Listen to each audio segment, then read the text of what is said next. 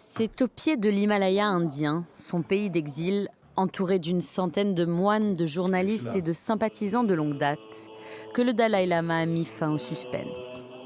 S'il a parfois laissé entendre qu'il pourrait être le dernier, le lauréat du prix Nobel de la paix a finalement cédé à la volonté populaire, la majorité des Tibétains étant favorable à la poursuite du cycle de la réincarnation.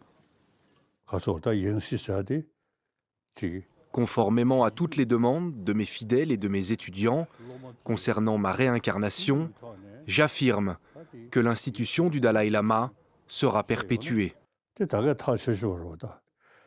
Personne d'autre n'a le pouvoir d'interférer dans ce processus de réincarnation.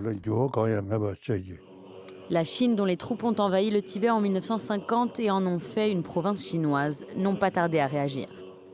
Le gouvernement chinois met en œuvre une politique de liberté de croyance religieuse. Nous avons des règlements sur les affaires religieuses et des mesures de gestion. La réincarnation de grandes figures bouddhistes comme le Dalai Lama et le Panchen Lama doit être désignée par tirage au sort via l'urne d'or et ensuite approuvée par le gouvernement central. Une idée déjà écartée à plusieurs reprises par l'actuel chef spirituel et par toute la communauté tibétaine. En 2011, le Dalai Lama avait renoncé au pouvoir politique, confié à un Premier ministre et à un gouvernement en exil élu par la diaspora. Non seulement nous condamnons fermement l'utilisation par la République populaire de Chine du thème de la réincarnation à des fins politiques, mais nous ne l'accepterons jamais. Les festivités organisées pour le Dalai Lama se poursuivent jusqu'à dimanche, jour de son 90e anniversaire.